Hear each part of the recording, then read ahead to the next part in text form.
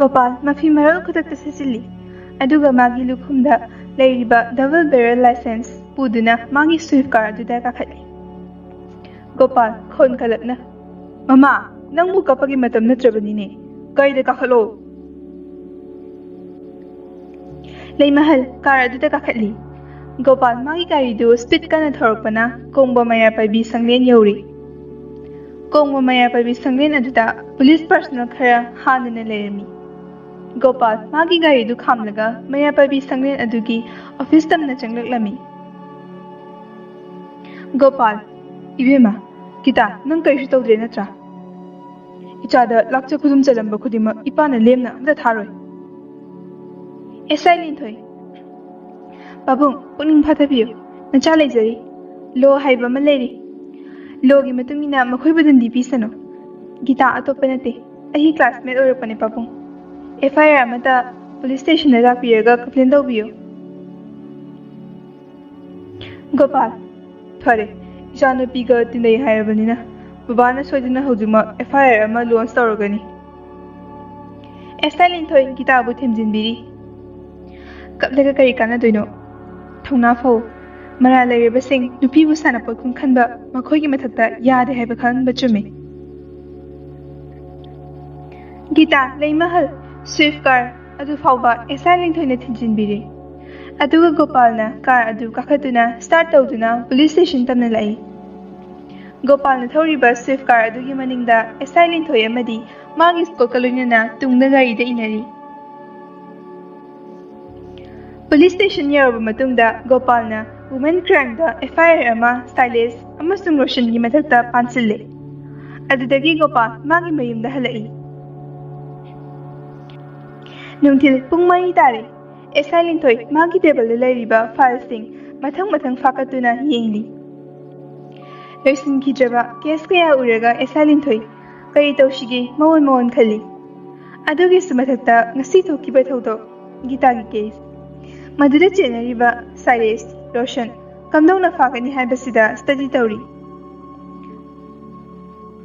mahaki taduna leiriba file amada Cyrus gi case ama thingnari Case asi haukiba chahida leikai gi maw amada nattabali chatnaba hotnarambagini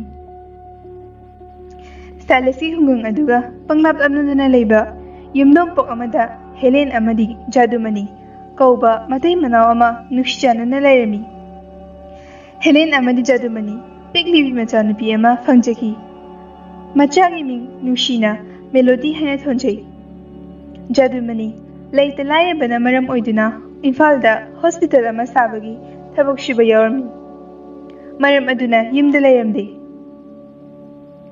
Nimitto nong futit futnajui Silas matomta lambi de lai Nong thupa oina Helen gi sajinda changsinduna nong hangbangari Helen gi imung electricity oxende Latin amaga mushi musinganduna leiri Mama macha wari sanari Imagi thoibi Nangi baba thabak suba chakhibudubu kari numita lakani kari bu charamgani ima ichagi khanbada napase ware ko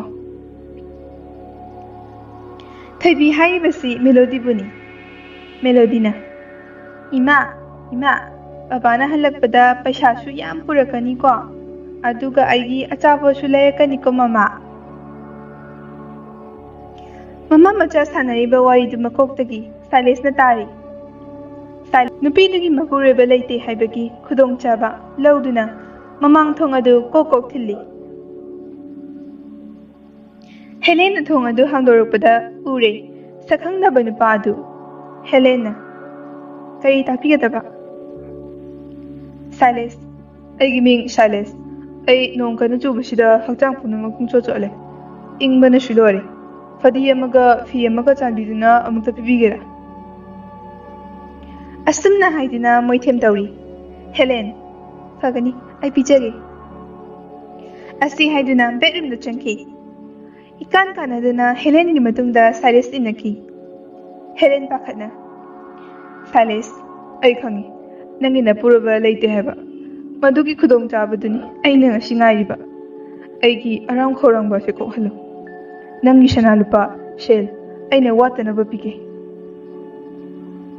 Helen ꯃꯁꯥ ꯉꯥꯛꯊꯣꯛꯆꯅꯕ ꯅꯨꯄꯥ ꯑꯗꯨꯕꯨ ꯏꯟꯊꯣꯛꯅꯕ ꯍꯣꯠꯅꯖꯩ ꯅꯨꯄꯤ ꯑꯣꯏꯕꯤ ꯇꯨꯁꯣꯜꯂꯕꯤ ꯃꯍꯥꯛꯅ ꯅꯨꯄꯥꯗꯨꯗꯒꯤ ꯀꯔꯝꯅ ꯅꯥꯟꯊꯣꯛꯄ ꯉꯝꯒꯅꯤ ꯁꯥꯏꯂꯦꯁꯇ ꯐꯃꯨꯡꯗ ꯆꯪꯁꯤꯟꯗꯨꯅ ꯅꯨꯄꯤ ꯑꯣꯏꯕꯤꯒꯤ ꯏꯖꯠ ꯂꯧꯅꯕ ꯍꯣꯠꯅꯩ ꯐꯨꯔꯤꯠ ꯁꯦꯒꯥꯏ ꯅꯨꯄꯤꯁꯨ ꯃꯤꯅꯤ ꯀꯩ ꯑꯃꯣꯝꯗꯒꯤꯁꯨ ꯍꯦꯟꯅ ꯁꯥꯊꯤ ꯑꯉꯝꯕ ꯄꯥꯡꯒꯜ ꯁꯤꯖꯤꯟꯅꯗꯨꯅ ꯍꯦꯂꯦꯅꯥ ꯁꯥꯏꯂꯦꯁꯇꯒꯤ ꯅꯥꯟꯊꯣꯛꯅꯕ ꯍꯣꯠꯅꯖꯩ ꯇꯟꯖꯥ ꯑꯗꯨꯗ ꯃꯦꯂꯣꯗꯤ ꯀꯞꯂꯗꯨꯅ ꯍꯧꯅ ꯂꯥꯎꯅ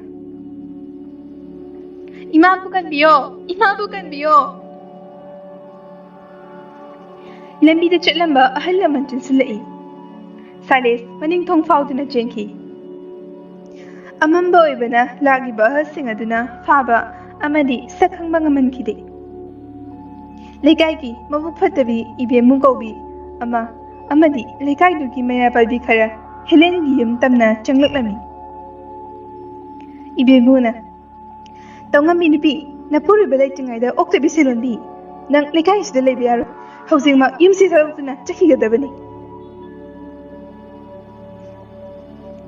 ꯏꯕꯦꯝꯃꯨꯒ ꯂꯥꯛꯃꯤꯟꯅꯕ ꯅꯨꯄꯤꯁꯤꯡ ꯑꯗꯨꯅ ꯍꯦꯂꯦꯟꯕꯨ ꯃꯁꯝ ꯐꯣꯏꯕ ꯐꯨꯕꯤꯕ ꯇꯧꯔꯤ ꯍꯦꯂꯦꯟ ꯀꯞꯅ ꯀꯞꯅ ꯑꯩ ꯂꯥꯟꯖꯗꯕꯅꯦ ꯑꯩ ꯑꯗꯨꯒꯨꯝꯕ ꯂꯤꯆꯠ ꯑꯝꯇ ꯆꯠꯆꯗꯤꯌꯦ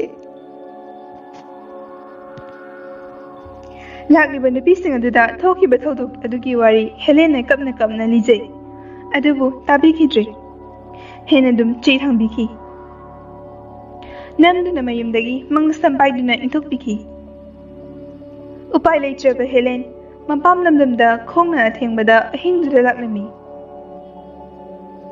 ꯃꯊꯪꯒꯤ ꯅꯨꯃꯤꯠꯇ ꯁ꯭ꯇꯦꯁꯟꯗ ꯂꯥꯛꯇꯨꯅ ꯁꯥꯏꯂꯦꯁꯀꯤ ꯃꯊꯛꯇ FIR ꯑꯃ ꯀꯝꯄ꯭ꯂꯦꯟ ꯇꯧꯈꯤ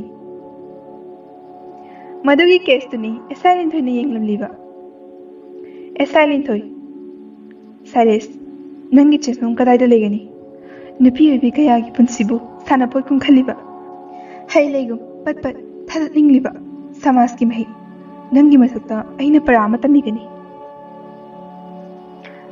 ꯑꯁꯨꯝꯅ ꯑꯦꯁꯥꯏ ꯂꯤꯟꯊꯣꯏ ꯋꯥꯈꯜ ꯈꯜꯂꯤꯉꯩꯗ ꯐꯣꯟ ꯂꯥꯛꯄꯒꯤ ꯔꯤꯡꯇꯣꯟ ꯑꯃ ꯇꯥꯔꯛꯂꯝꯃꯤ ꯅꯝꯕꯔ ꯑꯗꯨ ꯑꯇꯩ ꯀꯅꯥꯁꯨ ꯅꯠꯇꯦ ꯍꯣꯁꯄꯤꯇꯥꯜ ꯖꯁ ꯇꯧꯔꯝꯗꯥꯏꯗ ꯄꯤꯔꯛꯈꯤꯕ ꯗꯥꯛꯇꯔ ꯄꯥꯔꯤꯒꯤ ꯅꯝꯕꯔ ꯑꯗꯨꯅꯤ ꯗꯥꯛꯇꯔ ꯄꯥꯔꯤ ꯒꯨꯗ ꯏꯚꯤꯅꯤꯡ ꯂꯤꯟꯊꯣꯏ ꯑꯦꯁꯥꯏ ꯂꯤꯟꯊꯣꯏ ꯒꯨꯗ ꯏꯚꯤꯅꯤꯡ ꯗꯣꯛꯇꯔ ꯀꯔꯤ ꯇꯥꯛꯄꯤꯒꯗꯕ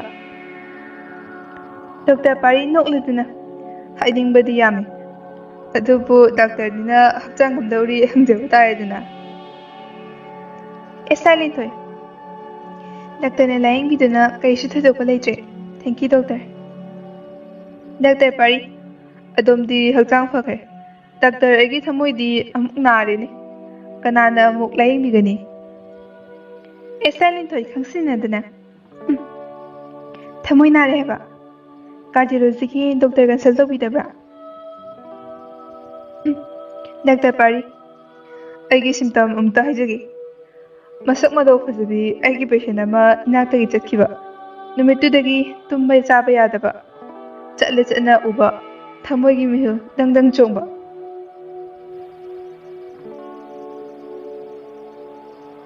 ꯑꯦꯁꯥꯏ ꯂꯤꯟꯊꯣꯏ ꯋꯥꯎ ꯗꯥꯛꯇꯔꯒꯤ ꯂꯥꯏꯅꯥꯒꯤ ꯁꯤꯝꯗꯣꯝꯁꯤꯗꯤ ꯉꯁꯤꯅ ꯑꯍꯥꯟꯕꯅꯤ ꯂꯥꯌꯦꯡꯖꯧ ꯍꯥꯏꯕ꯭ꯔꯥ ꯗꯥꯛꯇꯔ ꯗꯥꯛꯇꯔ ꯄꯥꯔꯤ ꯍꯔꯥꯎꯅ ꯌꯥꯏꯌꯦ ꯑꯗꯨꯇꯕꯨ ꯇꯥꯅꯤꯡꯂꯤꯕꯅꯤ ꯑꯦꯁꯥꯏ ꯂꯤꯟꯊꯣꯏ ꯁꯖꯤꯋꯥꯒꯤ ꯍꯋꯥꯏ ꯃꯊꯦꯜ ꯆꯥꯔꯒ ꯐꯅꯤ ꯗꯥꯛꯇꯔ ꯗꯥꯛꯇꯔ ꯄꯥꯔꯤ ꯑꯦꯁꯥꯏ ꯂꯤꯟꯊꯣꯏꯅꯕꯨ ꯐꯒꯅꯤ ꯍꯥꯏꯔꯗꯤ ꯁꯖꯤꯋꯥꯒꯤ ꯍꯋꯥꯏꯗꯣ ꯆꯥꯖꯔꯒꯦ ꯑꯦꯁꯥꯏ ꯂꯤꯟꯊꯣꯏ ꯏꯀꯥꯏꯅ ꯄꯤꯖꯔꯒꯦꯁꯨ ꯑꯩꯒꯤ ꯊꯃꯣꯏꯒꯤ ꯀꯩꯁꯨꯝꯁꯪꯗ ꯊꯝꯖꯔꯒꯦ ꯑꯩ ꯊꯝꯂꯦ ꯐꯣꯟ ꯇꯠꯈꯤꯕ ꯑꯗꯨꯗ ꯗꯥꯛꯇꯔ ꯄꯥꯔꯤ ꯃꯥꯒꯤ ꯃꯣꯕꯥꯏꯜ ꯐꯣꯟꯗꯨꯗ ꯆꯨꯞꯆꯩ ꯇꯁ ꯑꯗꯨꯅꯤꯗꯅ ꯐꯣꯡꯗꯤ ꯐꯣꯡꯗꯣꯛꯈ꯭ꯔꯦ ꯗꯥꯛꯇꯔ ꯄꯥꯔꯤ ꯃꯣꯟꯗ ꯌꯥꯝ ꯅꯨꯡꯉꯥꯏꯅ ꯃꯥꯒꯤ ꯆꯦꯝꯕꯔ ꯑꯗꯨꯗ ꯐꯝꯂꯤ ꯍꯣꯁꯄꯤꯇꯥꯜꯒꯤ ꯗ꯭ꯌꯨꯇꯤ ꯇꯧꯕ ꯂꯣꯏꯔꯗꯨꯅ ꯃꯌꯨꯝ ꯃꯥꯏꯀꯩ ꯄꯥꯡꯂꯛꯂꯤ ꯃꯌꯨꯝ ꯌꯧꯔꯦ ꯃꯄꯥ ꯏꯕꯨꯡꯉꯣ ꯀꯨꯜꯂꯕꯤꯗꯨ ꯃꯆꯥ ꯍꯜꯂꯛꯄ ꯎꯕꯗ ꯀꯨꯜꯂꯕꯤꯗꯨ ꯏꯕꯨꯡꯉꯣ ꯅꯐꯤ ꯅꯔꯣꯜ ꯍꯣꯡꯗꯣꯛꯇ꯭ꯔꯤꯉꯩꯗ ꯏꯄꯥꯒ ꯊꯕꯛ ꯑꯝꯇ ꯆꯠꯃꯤꯟꯅꯗꯕ ꯌꯥꯗ꯭ꯔꯦ ꯗꯥꯛꯇꯔ ꯄꯥꯔꯤ ꯀꯗꯥꯏꯗꯅꯣ ꯄꯥꯕꯨꯡ Heyeng ayung ontan chatsira. Kulebidu. Yade. Anaba yengugadabani. Dr. Pari chakningda mapa ibungo kulebidugi gari thauduna langdam yori. Ningthiraba yum amada thungle. Yumdu atai kanagisu nate. Senjau paiba Gopal gini. Gopal. Yaubirae tawi bungo. Kulebidu. Yauzarak lema tawi bungo. Ichanupi Gitadi. Dr. Pari Gita gi ming palakpada spine lawi. Leima halna Dr. Pari bo machanupi Gita famungda hitliba machanupi ki manakta pusili. Aduga plastic chair amada famali. Dr. Pari magi stethoscope puthokduna Gita gi khutangda mihun lengli. Dr. Pari so wakhal yamna khanjinba mal. Depression nare. Nungaina lebiyu. Ai hida khara izadi. Masi matam jana chabiyu. Kaisu thokpa leiteda. Gita, fagani doctor. Doctor lakpiba yamna fare. Aigi thamogi wafam kharasu tamjagi. Yapigadra doctor.